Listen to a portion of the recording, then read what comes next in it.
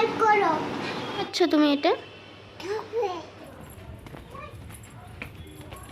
Hello everyone, a big welcome back to my channel. আজকে জামাই ষষ্ঠী, বৃহস্পতিবার সকাল থেকে ভিডিওটা স্টার্ট করছি। সারাদিনের প্রচুর প্ল্যান আছে, সেগুলো শেয়ার করব। আর এখন বাজে 7:30-8টা মতো। এখন যাব স্নান করতে। রেডি তো পুরোপুরি হয়েই গিয়েছে। একবারে রেডি হয়ে ক্যামেরার সামনে আসছি। নিচে কিন্তু মা আর দিদি আমার জন্য অলরেডি ওয়েট করছে। তো যাই, বেরিয়ে পড়ি। পুজো সবকিছু এখানে মা গুছিয়েই রেখেছে, আমাদের শুধু পুজো দিতে যাওয়াটাই কাজ। আর মেয়ে আবার বললো চকলেট খাবো, ওর জন্য ঝটপট 3টে পার্ক কিনে নিয়েছে। ওর জন্য নয়, 3টে বাচ্চার জন্য। কি খাচ্ছ তুমি? এটা মিষ্টি। কি খাচ্ছ তুমি? এটা হ্যাপি। ওকে। আমার বর লক্ষ্মী ঠাকুর। তোর বর লক্ষ্মী ঠাকুর? কে শিখিয়েছে কে এগুলো? এই যে এখন সকালবেলায় বড় হচ্ছে। একটা সাবস্ক্রাইব করো। আর তুমি কি ব্লগিং করবে? হ্যাঁ, ব্লগিং করব। আচ্ছা ঠিক আছে, চ্যানেলের নাম কি দেবে? মুনিয়া রানী। ওকে হ্যাঁ। ওকে। দিদিও একটা লাল শাড়ি পরে রেডি হয়ে নিয়েছে, দেখতেও বেশ মিষ্টি লাগছে। আর এই যে শাশুড়ি মায়ের লুক। অনেকটাই লেট হয়ে গিয়েছে, এবার বেরিয়ে পড়া যাক।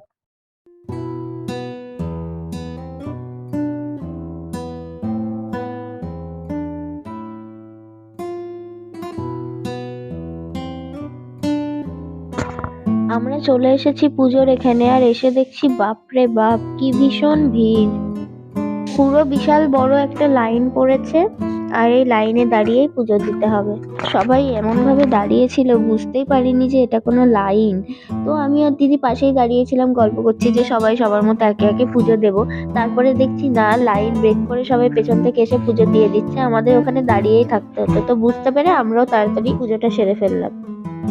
সুযোগ পেতেই আমি নিচে বসে আমার জিনিসপত্র নিয়ে তারপরে পুজো দেওয়া শুরু করলাম। শান্তিতেই পুজোটা দিতে পেরেছিলাম এত ভিড় হলেও। আর দিদি পিছনে ক্যামেরাটা করে দিচ্ছিল।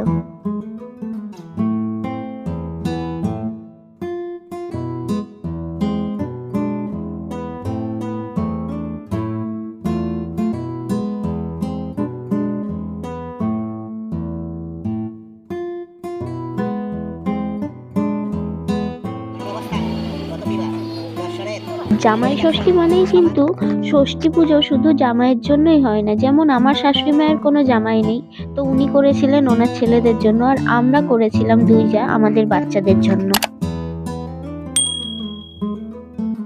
আমাদের পুজো দেওয়া হয়ে গেছে, আর এদিকে মায়েরও কমপ্লিট, মাও চলে এসেছে। এরপরে পুষ্পাঞ্জলিটা দিয়ে দেবো। বেল কিন্তু ভালোই ধরে আছে। ওই যে গলি দিয়ে যায়। হ্যাঁ, তাই তো। কি বলছে? পাড়াটা দাদির সময় মতো। ভিতরে যায় না, ওদের বাড়ি যেতে গেলে এরকম একটা গলি পড়ে। তাই বলছি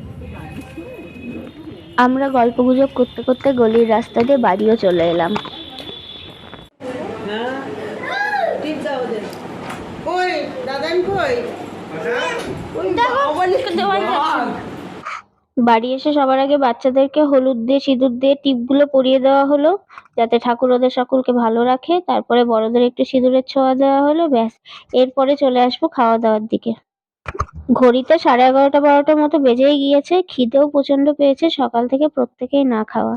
তো ঝটপট আগে ব্রেকফাস্টটা করে নিই। তার আগে একটা ছোট্ট জিনিস শেয়ার করি, কালকে আর শেয়ার করা হয়নি। দিদি আর মা সন্ধ্যাবেলা বেরিয়েছিল, দিয়ে ছোট ছোট দুটো একটা জিনিস কিনে এনেছে। এই যে আদির জন্য একটা জামা, এই জামাটা মিষ্টি ষষ্ঠীতে নতুন বস্ত্র পরবে বলেই নিয়ে এসেছে। আর এই কুর্তিটা দিদির আর আমার একই প্রিন্টের, একই রকম নেওয়া হয়েছে। এর সাথে নেওয়া হয়েছে ওদের দুই ভাইয়ের দুটো প্যান্ট। ছোট ছোট এরকম গিফট পেতে কিন্তু টুকটাক ভালোই লাগে।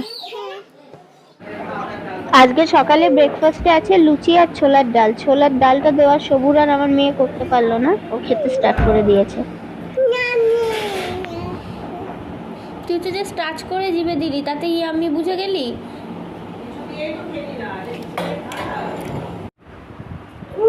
এটা আদির বাবার প্লেট, আগে ওকে খাবারটা দিয়ে আসি, তারপরে আমি আমার ব্রেকফাস্টটা সেরে নেব। সকলকে খেতে মেতে দেওয়া ডান, এবার নিজের পেট পুজোটা সারবো। প্রায় 12টা বাজে, ভীষণ খিদে পেয়েছে।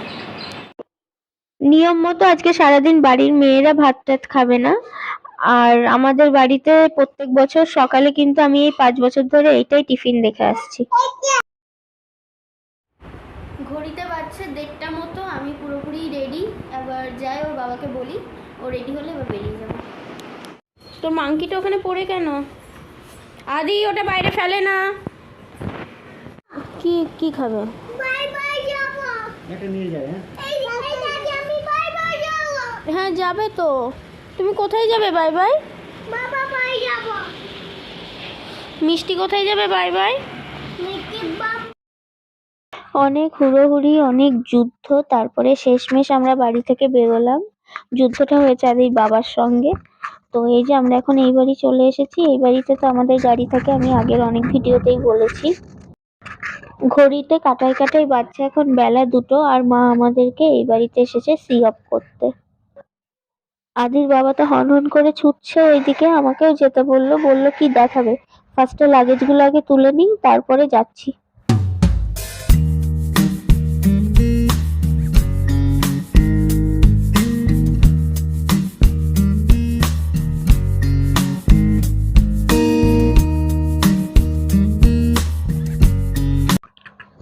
এই যে আসলাম এখানে, এখানে তো কাঠের কাজ চলছে।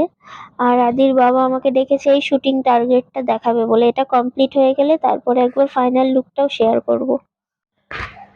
আদি এই বাড়ি আসলে ওর গ্যাপার সাথে বা ওর বাবার সাথে যখন যার সাথে থাকে তখনই কিন্তু আম পাড়ে, আর তাই এখন ওর ইচ্ছা ও আম পাড়বে।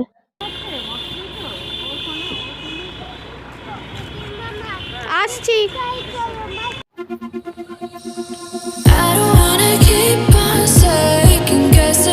ফাইনালি এই বাড়িতে ঢুকলাম, আর এই বাড়িতে আদির ফেভারিট জায়গা হলো এই সিঁড়িটা। এখান থেকে ও এই যে বাড়ির সামনে ঠাকুর বানায় সেগুলো দেখে। এই যে এসেই শুরু হয়ে গেছে পাড়ার দিদাদের সাথে গল্প। এবার যাই ঝটপট মেনুতে কি আছে দেখে নিই। এই আজকের জামাই ষষ্ঠীর স্পেশাল থালি, মেন কোর্সে আছে পোলাও, তার সাথে ডাল, মুড়ো ঘন্ট, খাসির মাংস। লাঞ্চের পরে ঘড়িতে বাজছে এখন 5:30 6টা মতো। ও বললো একটু আম খাবে, ওকে আমগুলো দিয়ে আমরা যাবো চা খেতে। কি অবস্থা করেছিস ঘরে? সন্ধ্যাবেলা এখানে এখন বিশাল চায়ের আসর বসেছে। মিষ্টি, মিষ্টি কি খাচ্ছ? এটা চা খাওয়ার বয়স? ভিডিওর চক্করে এবার আমার চাটা ঠান্ডা হয়ে যাবে, আগে নিজেরটা খাই। ওই বাড়িতে সারাক্ষণ দিনমার পেছন পেছন এরকম ঘুরঘুর করে, আর এই বাড়িতে দিনমার পেছন পেছন। তো আমার মেয়ের হঠাৎ সুমতি হয়েছে, চা ছেড়ে এখন বললো দুধ খাবে। এই বাড়ি এসে পর্যন্ত এখনো পর্যন্ত অয়নের সাথে দেখা হয়েছিল না ওর। হঠাৎ অয়নকে দেখে এমন কান্না শুরু করলো, এখন আর কোল থেকে নামাচ্ছে না। আর সেই ফুপিয়ে ফুপিয়ে তখন থেকে কেঁদেই চলেছে, কেঁদেই চলেছে। কার্টুনও দেখবে, এইটাই তো সব থেকে বড় কার্টুন বল।